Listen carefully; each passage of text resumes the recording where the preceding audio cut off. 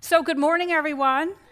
Nice to see all my friends from Planet Earth and Zoom and Facebook all here together.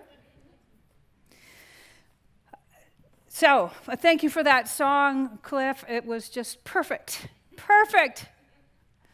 Today we're going to talk about Unstoppable You. And of course, I want to begin with a little story. I seem to be kind of stuck on these things about my childhood. I'll get over it eventually. But just like Cliff, creative people, you're out doing something and you get this harebrained idea and you have to write it down right away. And that's what my dad was like, and that's what I turned out like. So when I was a little girl, I got this doll for Christmas. And this doll could do the most amazing things. She could, she could sleep, she could cry, she could drink a bottle, special bottle that makes it look like it's disappearing. She could wet her diaper, and she could grow her hair, because she actually had this knob in her back that made her hair get really, really long. And that was just fantastic. My cousin had one too, and we played with them together. The truth is that we all enter this world with an incredible amount of potential. And of course, I'm sure you've heard it here before, how much of that potential that we realize is entirely up to us. That's the big old caveat. Ernest Holmes, our founder, says, "Here and now we are surrounded by and immersed in an infinite good. How much of this infinite good is ours? All of it. And how much of it may we have to use? You know the answer. As much as we can embody." What does that mean? When we understand something so much that it becomes second nature to us, that's when we embody it. And how do we get there? Well, we get to practice. When we realize and make real that same idea that I just said from Ernest Holmes, that we are surrounded by an infinite good, that we are immersed in an infinite good, and in fact, it's within us. When we really know that, to the point where we understand it completely, we accept it entirely, it's second nature to us. We have no other idea, no opposing idea in our consciousness. Then that thing becomes law in our lives. Of course, every one of us who's ever taken a class or read the textbook by themselves, if you're that kind of person, I know some of those.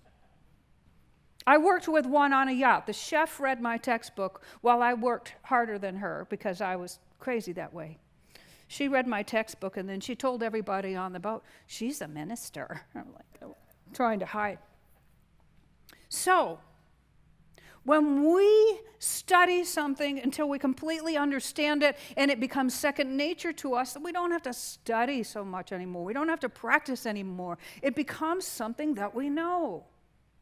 Ken Wilber said that we practice states of consciousness until we reach new stages, and the stages, hallelujah, are irreversible. You cannot unlearn or unknow something.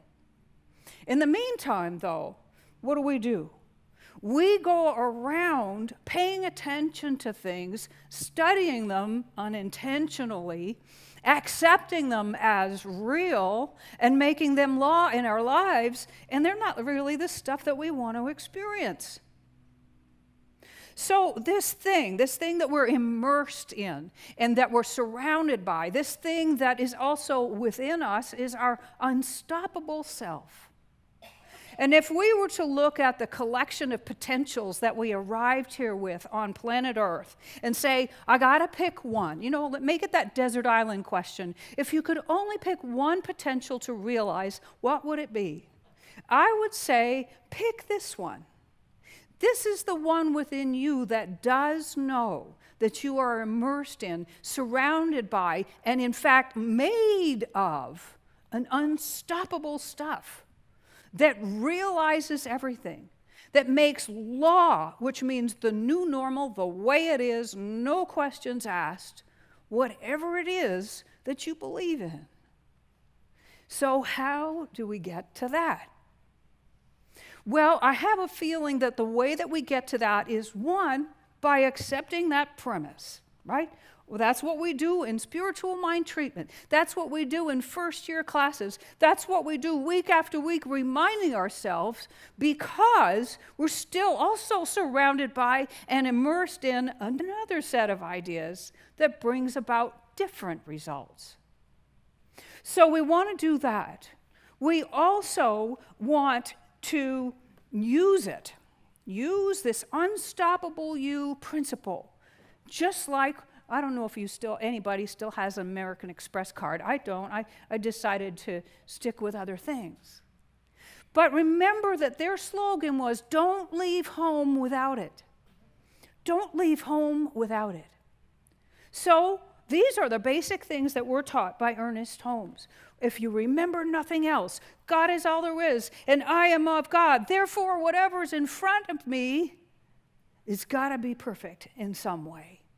Unstoppable you, unstoppable me. Don't leave home without that. There's the famous quote from Raymond Charles Barker that says, I never sacrifice principle, even for special occasions. Right? Special occasions are the occasions when things don't go the way that we thought that they would. Excuse me. So the last part of this recipe is that we get to stop theorizing and dive in. How do you get to the point where you understand something so much that it's second nature to you? Through experience. I hate to say it. There's no way around it. We cannot vicariously evolve. I can be so fascinated with your journey that I forget to do my own, and we end up in a dysfunctional kind of situation, don't we? So, know that the premise is we are surrounded by and immersed in an infinite good, and it's also within us because it's all there is, and here we are. Don't leave home without that, and dive in and prove this to yourself. Prove it for yourself, because the only way to get to the point of this kind of understanding, which makes the new normal, which makes the law of our life what we choose, is by identifying what that is and choosing it and proving it and choosing it and proving it till we really do believe on every occasion, all the time. Okay, this is me. There we go. So, I'll leave that for a moment. So I have some refrigerator magnets. They don't look exactly like this, but I got to sort of remake them for this morning. They say some things you've heard before. Go out on a limb, that's where the fruit is. Now, supposedly, according to the magnet, that was a Will Rogers quote. There are different versions of this one. Fall down 7 times, get up 8 was attributed to Buddha, and online in Canva, it's just attributed to Japanese philosophy and written a little differently. And of course, leap and the net will appear. I did not take the time to find out if there was actually a single author for that one. We've heard these all before. And there are some sayings too, which I rely on a great deal. How about this one? I meant to do that.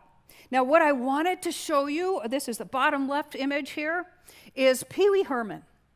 In the beginning of the movie called Pee Wee Herman's Big Adventure, it's kind of like the story that Cliff just told. He has this, anybody see that movie? You can admit it. Oh, please. Okay, good. I'm not alone. It's been a while. But anyway, the image of him flying over the handlebars, kind of like that, is a copyrighted image from Warner Brothers, and I know I'm not supposed to do that because we're going to stick it up on YouTube. So I don't want to go to YouTube jail for that. But imagine this. Pee Wee Herman, he's got a nice gray suit, and I think he's got a red tie and greased back hair and a big smile on his face.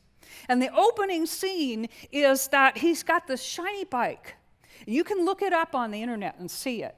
It's red and white with tons of chrome accents. It's got horns and bells and whistles and tassels and thingies, and he has a helmet to go with it that's just unbelievable.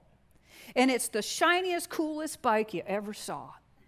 And he gets on his bike, and he toodles off looking at the camera, hits a stone wall, flies over the handlebars, and then, guess what he does? He gets up. He dusts himself off. He gets his bike back up, and he says to the camera, I meant to do that. I love it. I don't remember the rest of the movie, but that mattered to me because when stuff doesn't go the way that we hoped it would, it's really nice to be able to take back our power in that situation and reframe it. We get to decide what just happened. We get to decide what it meant. We get to decide how we're going to remember it. We get to decide how we think we experienced that. And you know, if you're a student of the science of mind or metaphysics of any sort, or perhaps just psychology, that how you remember something, the meaning that you give it, influences what happens next. Now, for example, when a baby learns to walk, they don't fall down once and say, oh, well, that didn't work, and stop trying. Oh, no, we wouldn't be here, right? We learn to walk, we learn to run, we learn to skip, to jump, to run, and then and go really fast, and then slow down later, and so on. We have this urge within us to keep moving forward. How wonderful to be able to reframe things when they don't go the way that we expected. So the other one is paint it red. Now, I learned this from Reverend Dr. Bill Tolliver in Fort Lauderdale in 1986 when I was a spring chicken, sort of. I was in my early 20s, and I was actually listening. And I'm guessing that this is probably a staple in the public relations business. Paint it red. This one means be the first to tell the story. Be the first to tell the story. Why is that? Well, one's going to get told anyway, right? Wouldn't you like to be involved in the story that is told? If you put these two together, think about this. You reframe the flying over the handlebars, and then you tell the story first. What are people going to think about you and life and how you're living it and whatever you're up to? And what's that going to do to help them think about their own? Well, say, wow, she reframed it. She told the story first. Here's an example. And before I share that, I want to say, the cool thing about this is actually backed up by science, and we love that. The first one, reframing, is an aspect of or utilization of the self-fulfilling prophecy. We are determining consciously and actively the meaning that we're giving an experience, and thereby determining consciously and actively what the power of that experience is over our lives, our performance, our capacity to succeed, our unstoppableness. Now, the other one, paint it red, influences how other people see us. And that influences our success as well. That's called the Pygmalion Effect. Educators know this. The combination of what we think of ourselves and what others think of us both contribute to how we perform. So, we said we were unstoppable. We reframe, we tell the story first, and we get to decide what it all meant. What just happened to us? Now, I'll give you the perfect example. This community together, including people who are watching us later on YouTube, including people who will talk to others because they missed this Sunday, right? We flew over the handlebars. There was this thing called the minister search. Oh, my goodness. And so many of you worked for months on this. I know I did. Every word. Oh, I want to get this just right. Every word. Every careful, important description of this community. What matters to each of you individually and collectively, this legacy, what you stand for, what you stand on, which is principle.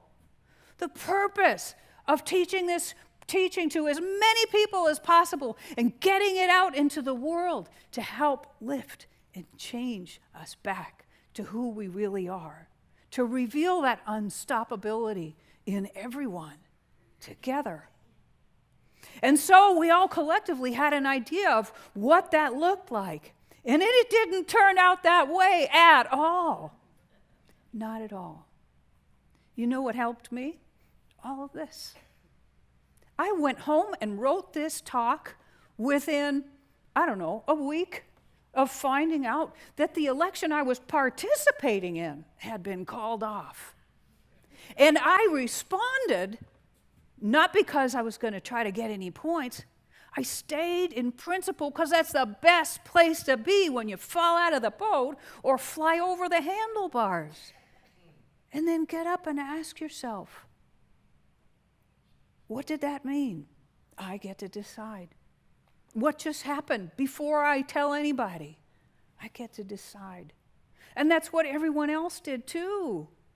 And what happens is that unstoppable me, that unstoppable you, that unstoppable us comes to the surface. And because it is made of that infinite good that we're immersed in and surrounded by, that infinite good that's within each and every one of us, that story is one story. It has multiple facets, but it's one amazing story, and it's still going on, and that's okay.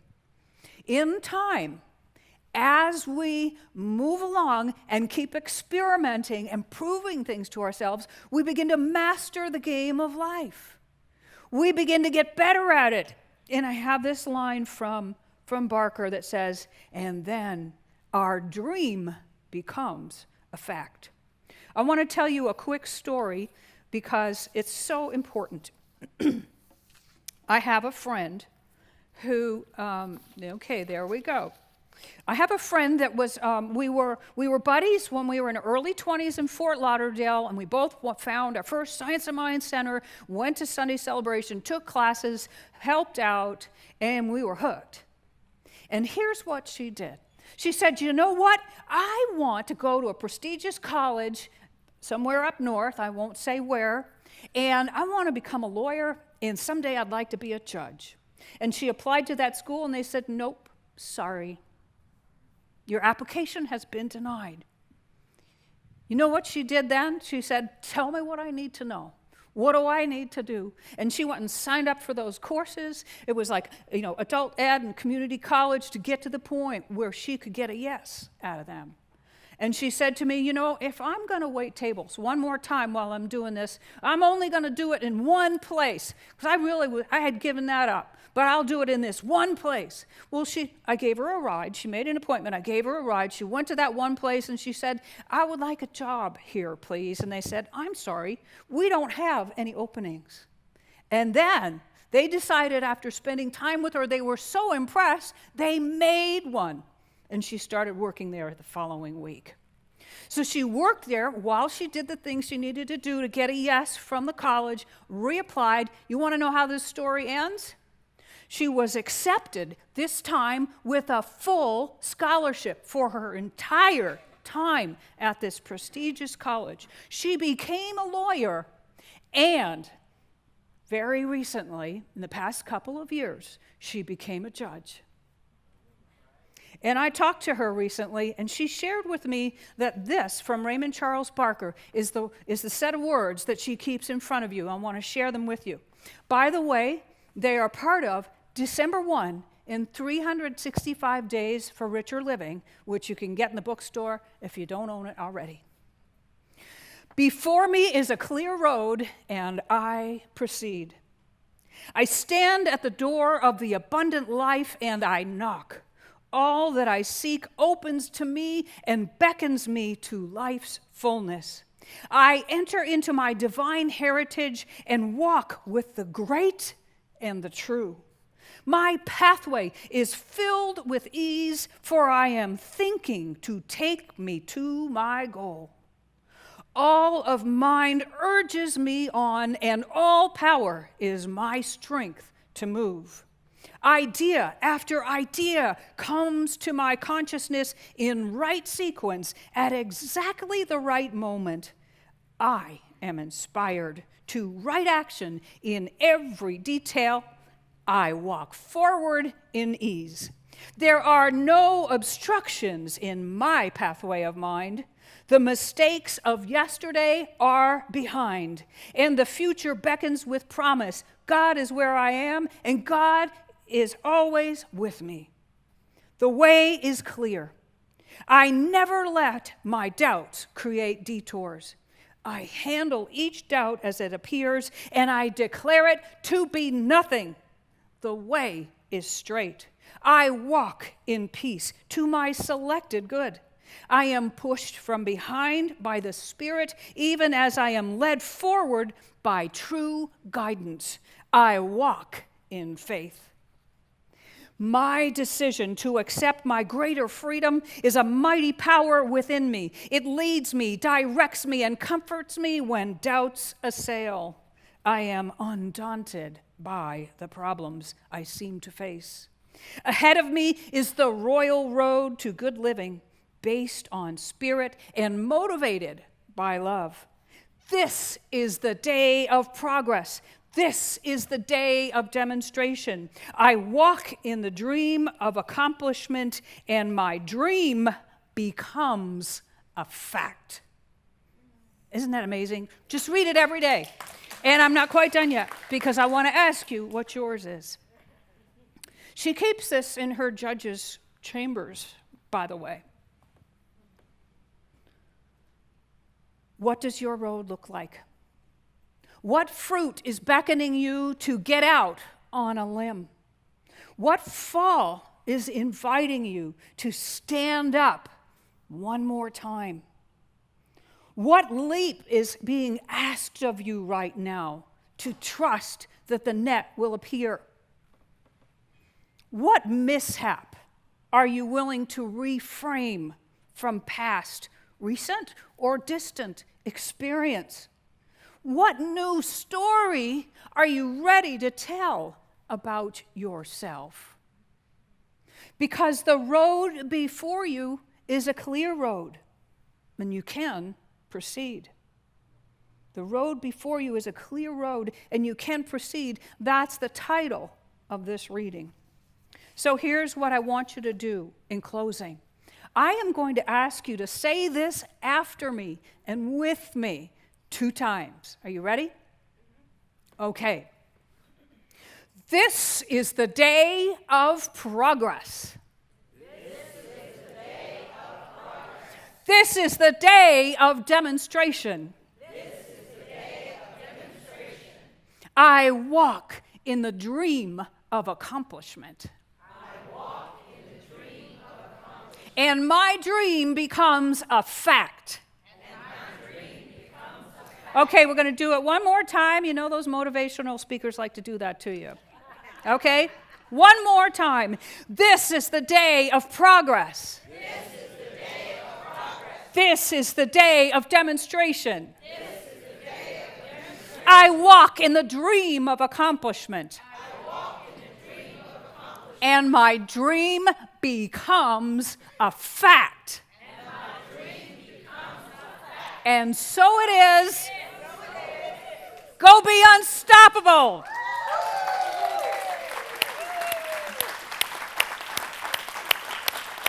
Thank you.